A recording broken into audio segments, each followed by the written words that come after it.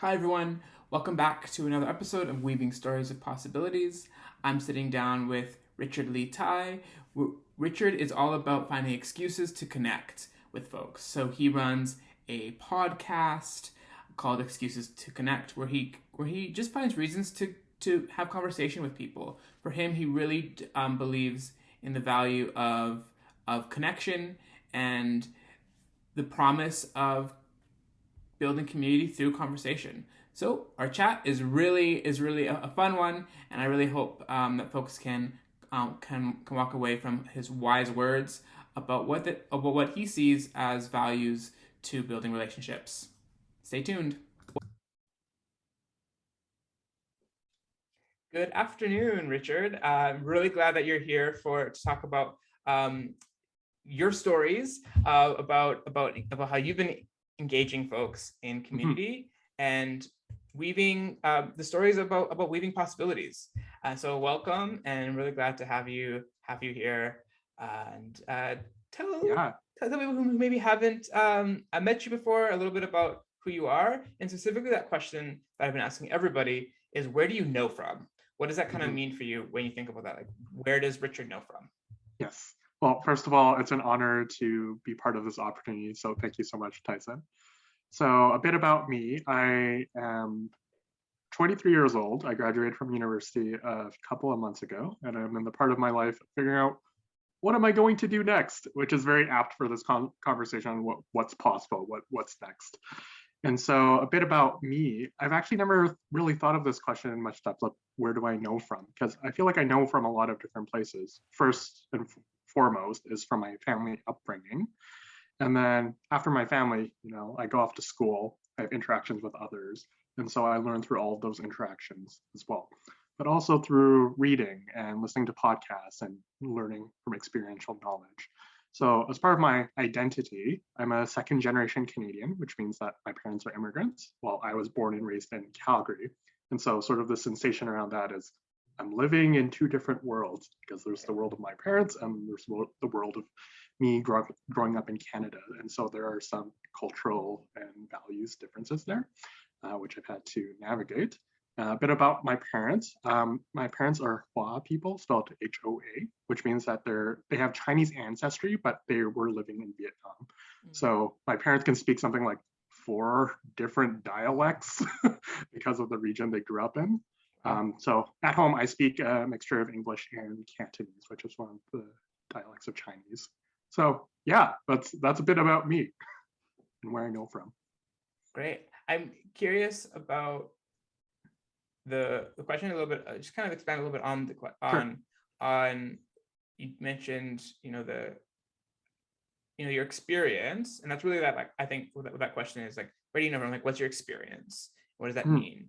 And we'll get into some of the work that you're doing around just building conversations, but I'm curious, has that sense of being sort of in that two worlds experience, how has that informed the ways in which you um, relate to your experiences, and where, and how's that informed where you know from? Yes, for sure. Actually, a couple of months ago, I had a chance to give a presentation or talk around the story because the way I visualize it, it's like a Venn diagram. There's a circle of my parents and then my circle of growing up in Canada. So what's the overlap there? What's in the middle or what's shared between these two circles? Because for a long time it felt like, okay, either I conform to my parents' expectations of, hey, I'll go down this traditional stereotypical path of becoming a doctor or engineer or lawyer, like these careers that are seen as stereotypically like prestigious and things worth pursuing. Right. Whereas what I went off to do is like, I'm going to study music, which is very unorthodox to them, but it was something I was passionate about and saw opportunity to pursue. But I can understand from my parents' perspective because neither of them got post-secondary education, so they immigrated to Canada and worked these manual labor type jobs, so that really just to make ends meet, because it's not like they're passionate about like this is their dream job and what they're doing. So I think there's a part of that that informs my worldview as well, where I am carrying that I feel a sense of responsibility to recognize my parents' sacrifices and take advantage of the opportunities that I have growing up here and making a life for myself. So at the end of the day, what I realized, what is in the middle of the circle, my parents might disagree with my choice of going to study music, but they eventually let me do it because they saw that it allowed me to be happy. Like, this is what is Richard making Richard happy. And so if I'm happy, they're happy. And I also want to be happy. So really, even though our worlds are quite different, the common overlap there is we all want to be happy. And so our paths to pursue that will look different. They might disagree with me, I might disagree with them, but at the end of the day, I know they have my best interest in mind. So I think that sort of worldview of being a second generation Canadian does inform a lot of my how I see things.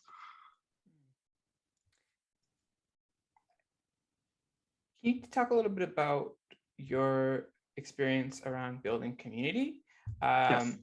in the last couple of years, and what that has looked like? Because you've just said that you've, I mean, I guess backdrop. I know that you went to school in Lethbridge, and so had Yes. even that, that transition to coming back to also a different kind of Calgary. Yes. I think also, Mhm. I'm sure, in terms of what that means for like building relationships again and things like that. Yes. So you want to talk a little bit about that, your experience with that? Yeah, for sure. So it actually does connect with my parents' story as well, because um, I would say my first real engagement with the community was volunteering. I started volunteering when I was in grade 7. One of my friends volunteered with Immigrant Services Calgary, and there they had a youth volunteering program where the purpose is there's these immigrant youth that are coming to Canada, and as a way to help them integrate, let's introduce them to volunteering, like so that it can expose them to different services. They're giving back to the community. They can interact with people that are fluent English speakers so they can practice their language skills. And so that was what I started being involved in, and really opened up my eyes, because prior to that, all my really interactions is if it's I'm not at home, I'm at school. So I'm just interacting with my classmates. But when I started volunteering, it actually opened me up. Like, there's a lot going on, lots going on in Calgary. And it felt really good for me to give my time and energy there and be around like-minded individuals. And so that really planted a seed that continued growing as I went to high school and to university and what I'm doing now. Because after Immigrant Services Calgary, I volunteered with Youth Central, which is another youth volunteering organization in Calgary. And as I went to university, this aspect of building community was still there. I just took on more leadership roles. So as a specific example, I started something called Humans of ULeth, or Humans of University of Lethbridge. And this is inspired by a project called Humans of New York, where this photographer went to the streets of New York and interviewed strangers to get to know them better and share their stories online. And it's become this worldwide movement where there's different places that have a humans of like insert location. And so that was very hands-on. Like, I had done all that volunteering, but this is an initiative or idea I had myself. And I learned a lot about how to build connections and community through that. So my whole intention around that's like, and anyone that's passing by in the hallway or someone you see sitting in the classroom, they all have a story to tell. And this provides a platform for that. And one thing I quickly realized is, for example, when I moved to Lethbridge, I was basically uprooted, where I had all my support systems here. I knew a lot of people there, but I knew no one in Lethbridge. So I had to rebuild that from scratch. And at the beginning few months, that felt difficult because I felt lonely. And even though I was meeting new people, it wasn't the same depth of relationship that I had before. But as I was interviewing these people and I asked about what was their experience like in first year, they said very similar things. And I realized I'm not actually alone. what I'm experiencing here, it wasn't just something I was going through, but a common experience. So I think when these types of conversations are had, it helps to normalize things that might normally be seen as shameful, and builds community in that sense, that there are a lot of similarities we have with people, and that strangers are just people, yet are friends you haven't met yet. Once you have a conversation with them, they can become your friend. So I've done a lot more community work since then, but that's one specific example of what that has looked like. And when did you start these conversations? Yeah, around my Humans of ULeth project. Yes. Yeah. Yes. So I did it when I got there, actually, in my first year. Okay. I think a month or two in, I'm like, oh, I have this idea. Doesn't it already exist? It doesn't exist at the university. And I said, hey, let's just try it. And I guess I'm wondering, from your, I guess, 5 years ago, right? Is that kind of the time frame that we're a bit, yeah. I simplified a bit of my academic journey. I did spend 2 years at University of Calgary, then transferred to Lethbridge. okay. So I guess technically it was my third year of university by then, but I started this project when I was in my first year at University of Lethbridge. Okay, and so so what has it that during, from when you first initially started to then going through the pandemic, what was that like in terms of transitioning, or not, like, trying to still engage with people in this different way, or what did that, like, what did you pick up from people when you were chatting with them about what their experiences are like? Did it shift at all? Yeah. When the pandemic happened, I had passed off my Humans of ULeth project to like other people to run, because I formed it as a student club there. And so when the pandemic happened, my experience was really, I was holding a senior leadership position with my university students union because I had ran for elections. And so my role was vice president of student affairs. So all around overseeing student clubs and running events to connect people. And so, well, it was wild. It's like none of us have gone through this before, right? So all these plans of these, because usually, for example, at the beginning of the year, we have an event called Fresh Fest, which is an outdoor music festival that kicks off the year and like orientates students. But obviously that couldn't happen. So it's all around like how everyone's at home right now, they're feeling disconnected. What are ways that we might still be able to foster those connections? Because it is important. Because one of the aspects I had really taken for granted when I came to university was all the impromptu, spontaneous interactions that occurred, right? Running into people in the hallway, waving hi to them, grabbing coffee. All of that is sort of lost in an online world because it takes really intentional effort to have a call with someone, right? There's not those interactions that just occur because you bump into each other by being in the same physical space. And so, yeah, a lot of the conversations what I had heard from people at that time is that they miss seeing people in person. Their mental health was suffering. It was very overwhelming to balance, like, still being motivated with doing their classes and all the sort of boundaries that are being blurred with their home space and workspace and academic spaces altogether. And so, yeah, those are the sort of things I've heard. And so I tried implementing a few different initiatives. I think one of our more successful ones is we implemented a Discord server. So for people that aren't familiar, Discord is a communications platform where you can set up different channels for people to talk with each other through text or through voice call and so on. So we had created one for all of our different clubs and for students to interact. So even though that's not an exact replica of what it'd be like if you were in person interacting with students, it still gives them that hub to have those sort of conversations. How are you feeling through that experience? So as someone who has been convening people, these serendipitous interactions that you've had, inviting people into conversation, and you were leading sort of the understanding what kind of to do in the process. But how are you feeling in those moments of, like, was there some mental health initiatives that you had to take for yourself? Was it that disconnection, the boundaries being blurred? What was your experience? Yeah, that's a good question. It felt like a lot of responsibility, to be Mm, honest.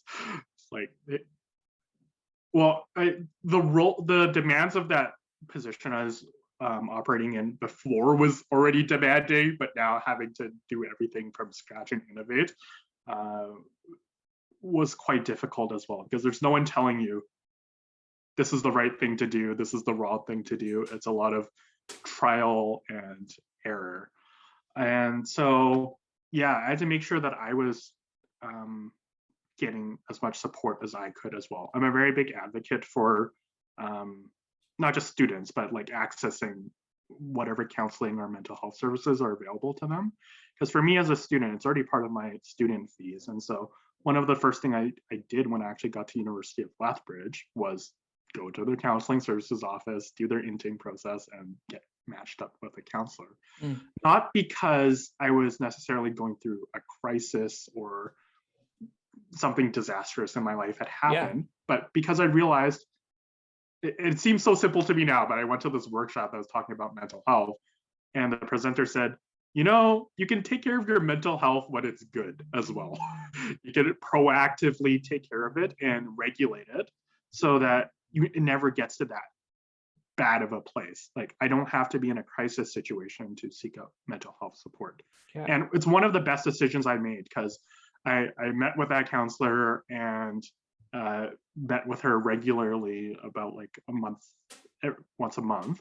And that really held me steady. Like through the pandemic, I'm so glad I had that resource already to be able to talk with her with whatever came up. If it felt like I was being overwhelmed with work or just sort of despairing over what the world was going through, with not just the pandemic, but I remember during that time as well of the George Floyd protests, and just Mm. seeing those images was very startling to me. Like seeing streets on fire and all these, um, it was just like, it was the thought that came through my head at that time. I was like, is this real? Like, what is happening with the world right now? Mm. I think for me, things have settled now, but I remember being in that sort of mindset at that time. So it was helpful for me to process. I guess as a short answer to your question, I believe that if I don't have fuel in my tank or my glass isn't filled up, then how am I able to give to others? So it was quite important, and still is important for me to have that sense of self-care, um, to make sure I'm okay before giving to others. It seems like I think that's really I really appreciate what you're saying about being Mm-hmm. really proactive about your own mental health and accessing the things that are that are there. And I'm wondering, and yeah, you heard it from going to having someone inform you like, hey, this is like, you should be aware of that. But for some, I'm wondering if there's a connection there about you being someone who also just like gravitates toward value of conversation. And I'm wondering if has that always been sort of a way in which you conversations with people being something that you gravitate towards, or is like has always been really like helpful for you for your own well-being. Mm-hmm. Yes, conversations are very important. There's a author, his name is Daniel Stillman, and he wrote a book called Good Talk. And I think the first line in his book is, our lives are built one conversation at a time. And I really think of that all of the interactions that we have, all the relationships that we have are built up through these conversations. And there's there's a lot of factors with having a quality conversation, and why I think it's important, because conversations are that opportunity for someone to feel like they're being seen and heard and valued. And those are the antidotes to loneliness. It's that when we feel like we're ignored or that no one cares about us, that's when we feel like we're isolated. And that has a very severe impact on our mental health. And so when I go into conversations now, in the past and now, I do have a focus of wanting to really get to know that person, like flexing my curiosity muscle, and making sure that they're being seen, heard, and valued. Because with my project, for example, of Humans of UF, I'm sharing other people's stories. I'm providing a platform for that. And similar to what I'm doing now with podcasting, it's like, sure, I like to talk, but really more I like to listen to people and provide them a platform for that, because people go through difficult challenges in life, and I don't want anyone to feel like they have to go through it alone. Yeah. If I can lend a listening ear, or just not to like provide them advice or like this is what you should do or not do, just to see them and recognize where they're at, that feeling of empathy and connection, I think, is fundamental. So that's why I think conversations are important, and why I do gravitate towards those, because that's where connection happens. What has that meant for, so one of the things that I think I've really just appreciate about who you are, and what I've gathered from listening to you over the various episodes that you have on your podcast, is I guess I wouldn't have expected you to be someone who also really like thrives on conversation. And by that I just mean, I really just like I was, I'm like, we've crossed paths before, I was like, Richard's someone who's really quiet, and or that was the impression I have. Yes. I have it, and quiet, and just sort of like, really competent, and just like and but there's something about what I've been able to listen to from you is and we talk about that you really enjoy listening. There's something that you're really steady, and that you really do enjoy the process of listening. And so, and I'm not, and I think for me is, I guess I'm wondering, what has that meant to show up for people in the listening piece? Because I think you're really good at that. And it's not a skill that everyone has. I know it's not a skill necessarily that I sometimes always provide. So I'm just curious, from like, what has that meant for you, and maybe in the last year, to show up and like be that listening ear? Yeah, and thank you for sharing those observations. So I'll make a few comments on that first, and then I'll get to your question. Because I identify as an introvert, but not. It used to be something that I saw as shameful, in the sense that's like, Richard, why are you so quiet? It's like, you should speak up more, like be more outgoing, that sort of thing. But over time I realized, no, actually this is my strength. Of I don't need to be the one that's talking all the time. I don't need to be the center of attention. I can be the one, like, really, if you were to observe me in a group dynamic, more than likely I'm just listening. It doesn't mean I'm disengaged. I'm observing and seeing how other people are interacting, and if there's something I can add, then I'll add it. Because I know you were asking me questions, but I'll ask you a quick question just to get your thoughts on this. Of course. When you think of conversations that you have with people, what percentage would you say that you're talking, and what percentage would you say that you're listening? Like, if it was like, are you talking 50% of the time and listening 50% of the time, what would that ratio look like to you? For me, I think if I were to summarize all of the conversations I have with people, and based on like my job and kind of like my position in when I'm having conversation, I probably it's probably 50-50. But if I think about more personal relationship or dates or what in those contexts, I feel like I actually tend to listen a little bit more. So I guess it depends on sort of the relationship. But I will definitely say that the need to want to bite my tongue when I think I have something to say is usually hard for me. Right. No, thank you for sharing that, because it's a question I've been asked before, of what percentage do I speak or listen? And I thought about it, because part of my background as well is over the past few months, I've been taking a coaching training program in the area of life coaching. And one of the rules of thumbs they gave, there's listen 80% of the time and speak 20% of the time.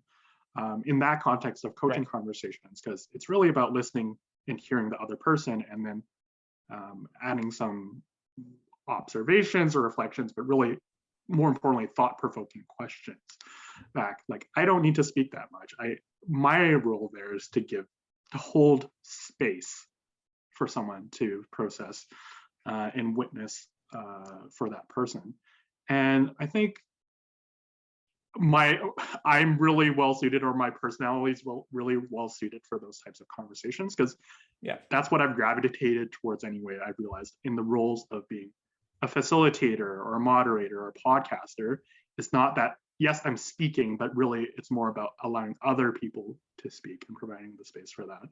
I think that's super important, because I think it's very evident when you are in a conversation with someone and they're not really listening, if they're thinking of the next thing to say or they're distracted with something. So I think it's really important to develop more of those active listening skills to really hear what that person's communicating, and not just jumping in and giving your own advice or making assumptions on their situation, because really we can't really fully know what someone's going through. So yeah, those are some extra thoughts on this topic of listening. Yeah, so with like all of those like qualities that you practice, what has that meant to like for other people to experience like who you are and showing up in sort of maybe times of uncertainty? Yes, for sure. I can give you an example. There's a friend that I caught up with, who I've spoken to for 2 or 3 years. They're doing their masters now, and we just had a quick conversation to catch up. And in that conversation, they had brought up to me, it's like, Richard, this is the first time in 2 or 3 weeks that I could vent, that I could speak about what they were going through at that time in terms of like their life stressors, because it had been so like go in their life that they haven't had a chance to pause or have the space or someone trusting that they could share what they were really going through. And so hearing that from them made me feel very, well, first of all, honored that they trust me and respect me enough that they feel comfortable communicating that, but also helped me to recognize that how many people out there right now don't have that person or don't have that space to share what they're going through. And instead they feel like they need to bottle it in and just carry that around as a weight. And so whenever possible, when I have conversations or interactions with people, it's for me to give them my full presence and attention, because I don't know how much of an impact that could have for them, not just on their day, but just in a larger sense of, hey, Richard is really listening and there for me. One of the reflections I had, I had a podcast interview with someone, and the topic about grief and loss had come up, and I asked them the question, well, what would you want to be remembered for when you pass away? And so he gave his answer, but then he asked it back to me as well. And then my response was, because at the end of the quote from Maya Angelou, that people won't remember what you say or what you did, but they'll remember how you made them feel. That really resonates with me. And I want people leaving feeling that they've been seen and heard and valued. And so, in all, what's it meant for me, or what it's meant for those people that I have these conversations with, is that I want them to leave feeling that way, because people need it. People need those people in their life that they feel like they're being seen and heard and connected. You're taking these life coaching, or you want to do more life, kind of wade yourself into the life coaching space. And I'm wondering, and building, and from what I see too, like building a kind of you are a community around this, and curious what does that mean to take some of those values and build a community based on being a leader in that space and holding space for people for you to listen to them. But I'm curious what would make that different than maybe other like, what's your unique spin on that, like on that take around like life coaching that you think you'll like who you are will like provide? Mm-hmm. Yeah, because there are billions of coaches out there, Yeah. which I don't see as a, which I think is a good thing. I don't see it as like I Yeah, don't see it as sure. like competition or whatever. I think any person that's contributing to the world is and making it a better place that should be celebrated. I guess with this whole, yeah, stepping back a bit, provide a bit more context. A few months ago, I had the opportunity to give a TEDx talk on the topic of finding excuses to connect. And what I meant by that is when I look at the world, there's lots of examples of people that are running human connection or storytelling or community building initiatives. But what they all have in common is that they're creating an excuse to connect. They're creating the parameters or the environment or conditions there for these interactions to happen. And I think that that's cool to highlight. I want to highlight those because the people I have on my podcast are people like you, Tyson, that are doing this type of community work. And so it's not so, I guess my unique perspective is that I want to be a hub or an amalgamation of all these, the great work that is going on in this world of human connection. And that someone could come to me and I could have lists and lists of resources to say, hey, maybe you should connect with this person or check this organization or check Recess Calgary if you Yeah, want to have yeah. fun, that sort of stuff, right?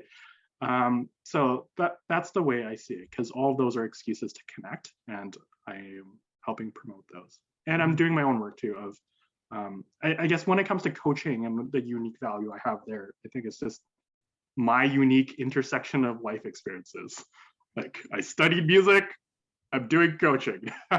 Now I did a TEDx talk. I ran Humans of ULF. I did lots of volunteering, and so there will be people that resonate with me, and that we would work well together. And so um, that's the way I sort of see it. I know I can't realistically serve everyone, but there will be Right. particular people that I can really, we would have a really good coaching relationship through.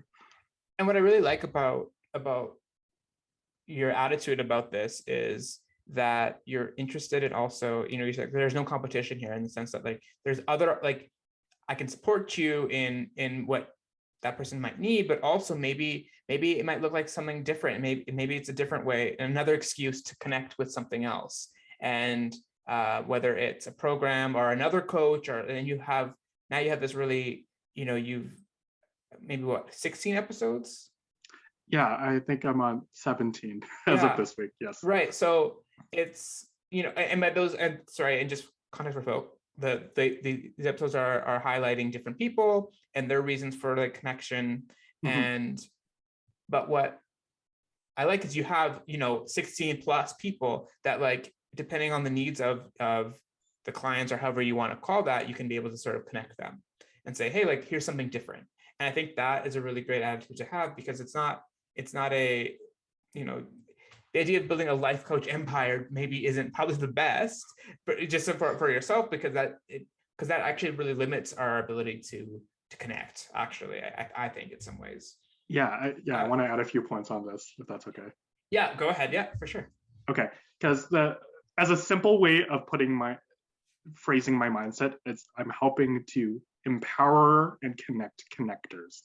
So I'm helping to create connectors, but also connecting connectors together, because there's just so many cool initiatives out there. I'll list a few. I know I mentioned Humans of New York already, but one I'm really big fan of too is called We're Not Really Strangers, which is this card game designed to help people connect with one another.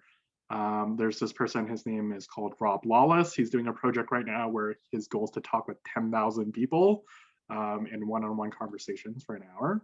And so he's at 4,600 something at this point. There's people that have goals to talk with a person from every country. Local to Calgary, there's a guy named Tony Estevez who had the pleasure of meeting. His project was he's talking to a stranger a day for 365 days, and he ended up writing a book about it. So I want to highlight that, because Certainly I have done my own work, but I want to, going back to, I guess, my introspective or listening nature, I just want to share or create platform for all those people as well. And it just builds on top of itself too, like that Yeah. momentum that you're creating. It would be really great to see like where, like how, what's possible with that attitude you're having, Mhm. and where that might go. And then and I think too, like even how I feel like we've landed here in us talking is, I mean, we've known each other like from a couple of years back, but then just that serendipitous nature that we kind of ran into each other, which is what I love about like being in community with people, is like, Yes. and then it's like, oh, like come on to come on my podcast, and then there was this, and then and we, that back and forth there has been really Mhm. interesting. I had a question about, you talked about, you're framing about like a human connection piece, right? We were talking about that. And what has surprised you about human connection over the last little while that you weren't expecting Mhm. because of like the pandemic or where we're at? Yeah, I had to do a lot of thinking around this question because I have heard a lot. I would say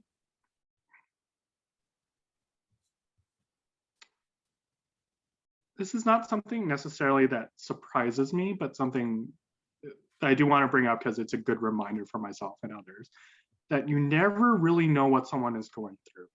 On the surface, it might seem like they have their whole life together, they're so successful, they're happy, but you never really know what's underneath. Because over the past, like recent conversations about like past few months too, it's like heard of people telling me that their loved ones have passed away, that they've gone through breakup and divorces, that they lost their house in a natural disaster, they've experienced racism, they're feeling lonely.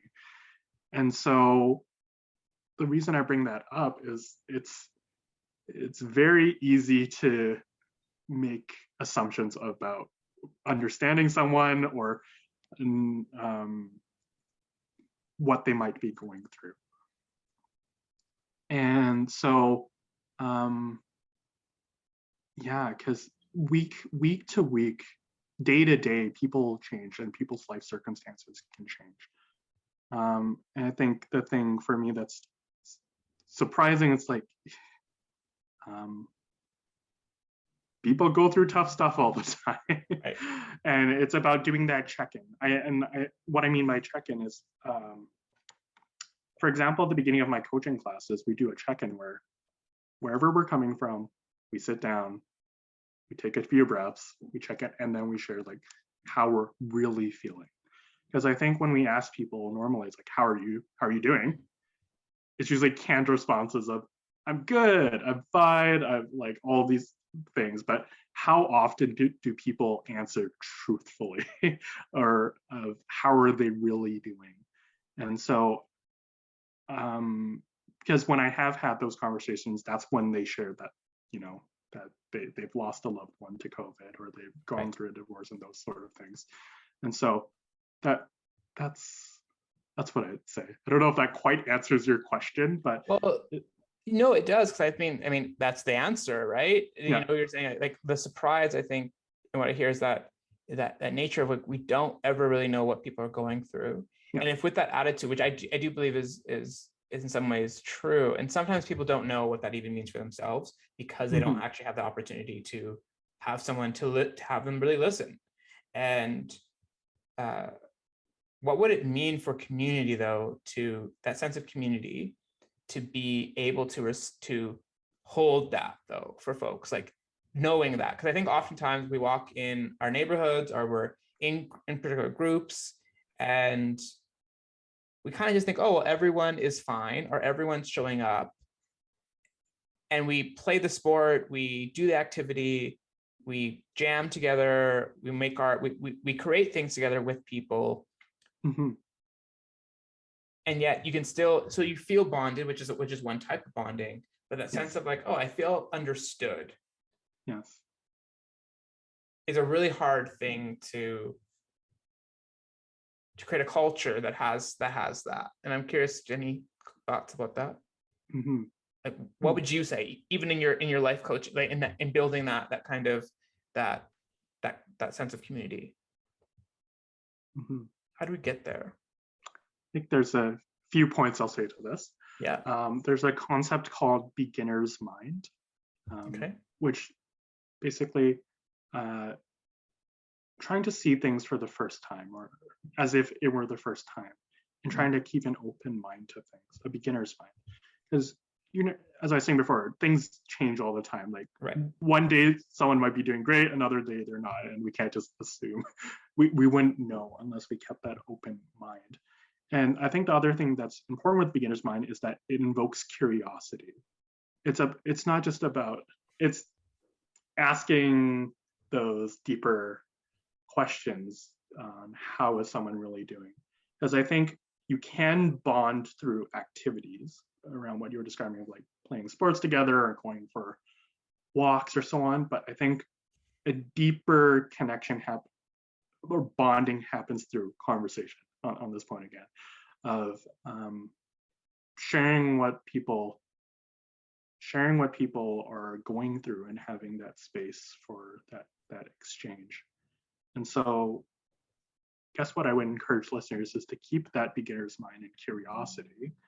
And part of it too is reflecting on yourself and allowing yourself to be vulnerable. It's because part of it too is like, yes, you can ask questions and allow the other person to be vulnerable, but maybe you have something you want to share as well. It's being open to that, of actually saying what you're going through or what you're struggling with right now. And hopefully, I mean, at least in my interactions, majority of my interactions, people take that well, that people are there to listen and respect that vulnerability, and that just opens them up to share as well. And I think there's always opportunities for that. That's why I'm so passionate about this thing about excuses to connect. It's like you can make that excuse there when you are standing in line waiting for your coffee, or you've just finished playing a sport and just asking like, hey, how's it going? But like, how's it really going? And that sort of thing. So I think I feel like I'm sort of rambling, but around this point of your mindset towards it, I think it's the most important component. Well, I mean, I think what I hear you saying is there is a sense of getting into practice of being a good listener to then understand. Like there has to be sort of these attempts that people need to make in order to be in a culture or in a community where listening is valuable, and therefore when you really listen, you then begin to understand. I mean, there's a listen to therefore understand, or whatever that quote is out there, right? And I think that's very, very true to then creating the kind of communities that are comfortable with being able to be okay with someone's with how people show up. And I think in that way, we can be healthier. We can build healthier relationships with folks. Yeah. I guess I'm curious, what has been made possible for you this past year? Like, what are some of the things that you feel like, oh wow, I look back a year ago or even 2 years, and everything that we've talked about in terms of your ability to converse with people and I think move forward with these in a time where community is not super solid, or for some people. What has been kind of created and cultivated and made possible that you weren't aware of maybe a year ago? Yeah, I guess I'll answer this on two different viewpoints of what has been made possible for me, and then what I think has been made possible for the larger world or community. Yeah. So for me, one of the things that this pandemic taught me is that my connections don't have to be limited by geography. Because I very much used to be in the mindset that I can only connect with people that are in the same city or same school or same neighborhood as me. But when that wasn't available at all, that we couldn't meet in person, it really forced me to consider what are other opportunities that exist out there for these connections. And so I started going to online events. I joined various Facebook groups or online communities. And now I have friends like smattered across the world, which is very cool because I've never had that before. But now I can proudly say it's like, hey, I know a few people from the UK. I know a few people from the US and Mexico, and so on, right? And so that's a very cool feeling because now, I mean, now it's on my bucket list. I want to see them in person. They can host me. They can show me around their city as a local. But that's been really cool for me, and that's something that's has been made possible. Basically, expanding my mindset that connecting with people can just be a click or a message away. That sending someone a quick message like, "Hey, do you want to jump on a video call and chat?" Because Zoom is so commonplace now. A lot of people have access to it. So yeah, a lot of those, I have those conversations regularly now with not just people within my local area, but beyond that. I think also what's been made possible for communities is also exploring that. I'll give a specific example. So I'm part of a Toastmasters club. Toastmasters is around public speaking and leadership skills. And our Toastmasters club is very unique in that it's based in Lethbridge, but it went into Zoom meetings during the pandemic. But we've decided to keep it on Zoom because now we have 2 members from Mexico, 2 members from Ecuador, 1 in New York City, 1 in Italy, 1 in Australia, and like across Alberta as well. And really, that it could not have been any other, like this online format allows for that. It's been more really an opportunity than a challenge, because there were other Toastmasters clubs and businesses that lost patronage and membership, but there are other organizations that have really thrived through it as well. So that's one other thing I would say as well of what's been made possible. Anything else that you can think about that's also been made possible for you specifically? Or even maybe feelings you might have had about a couple of years ago and then now? Yeah.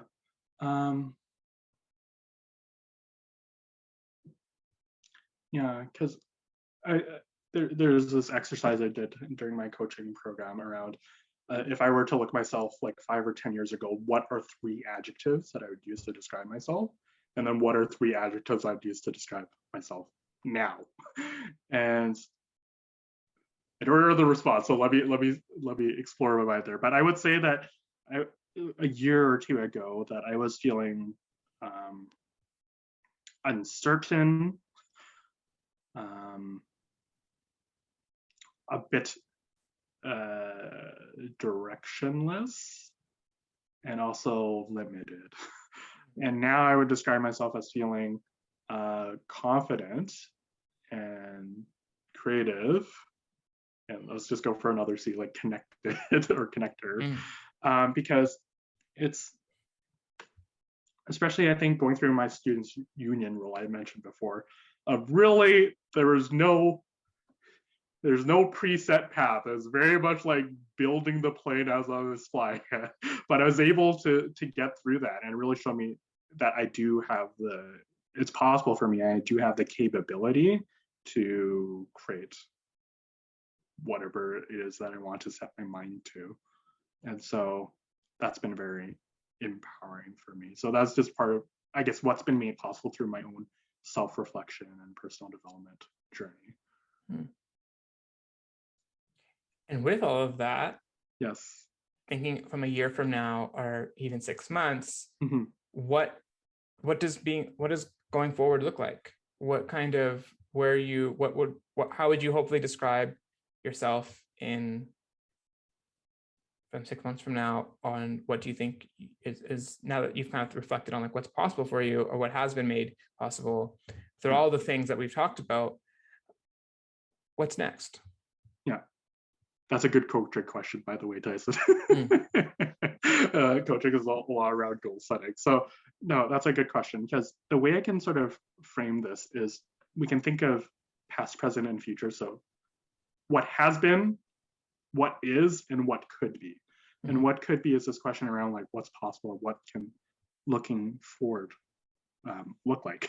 Yeah. And so for me, I guess 6 months from now,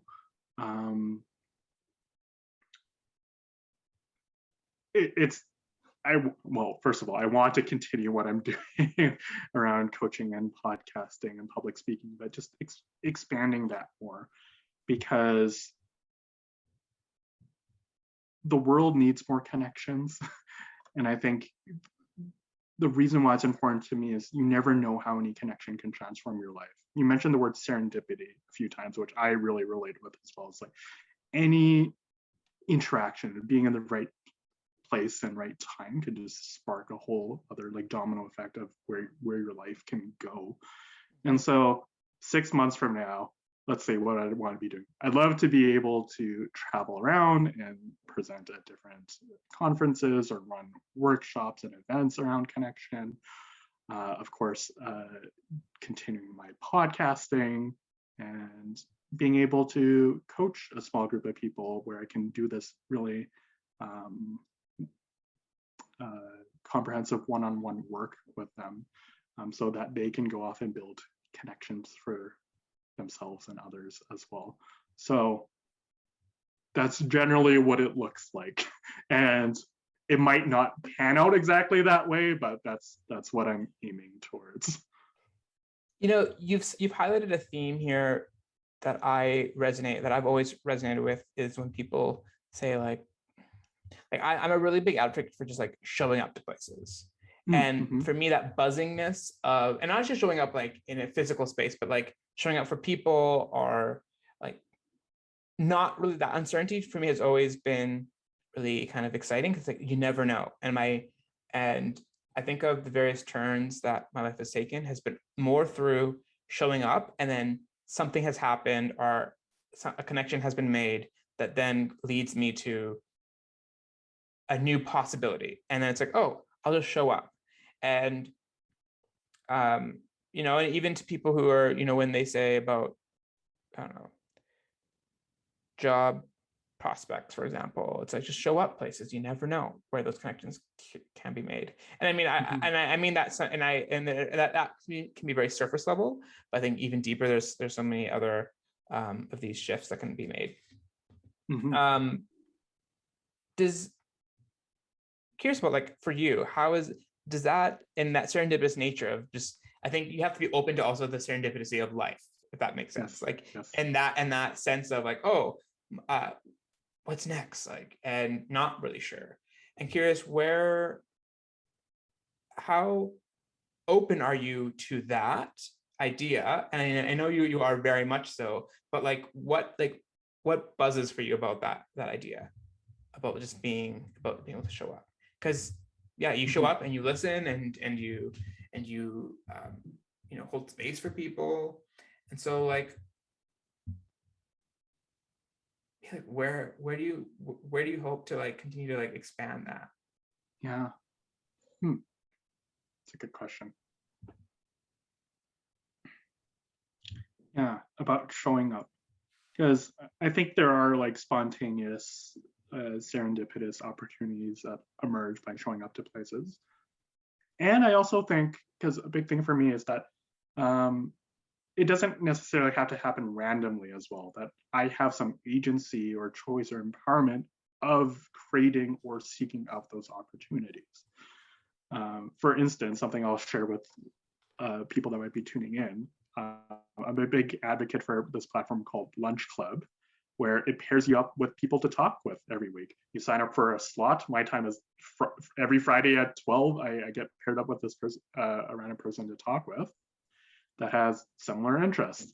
And through one of those conversations, for example, the lady introduced herself as the vice president at Adidas. And I'm like, how, where else would we be having this conversation if I didn't show up or seek out this sort of opportunity? So I think, yes, it's both the aspect of being out in places of like physically or in online spaces that you might run into people, but you can also create or seek those out. You don't necessarily have to passively wait for those to happen, because it's around us all the time. It can just be if you're sitting on transit talking to the person beside you, or if you're in a coffee shop talking to people around you.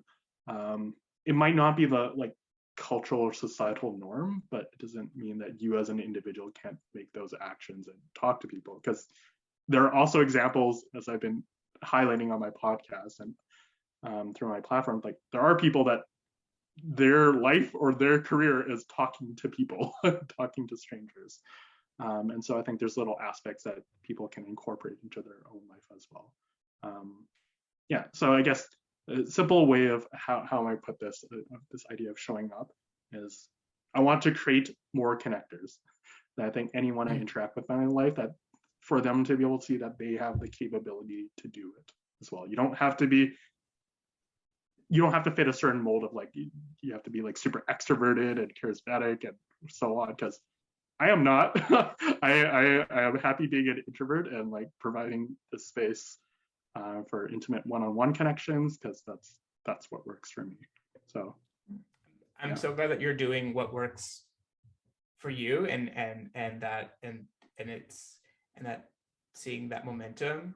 And I really appreciate this conversation. Yes, Richard, and thanks for talking a little bit about what it means for you and what's possible. And so I'm really looking forward to seeing what's next. Yes, and one comment as well. Oh yeah, for sure.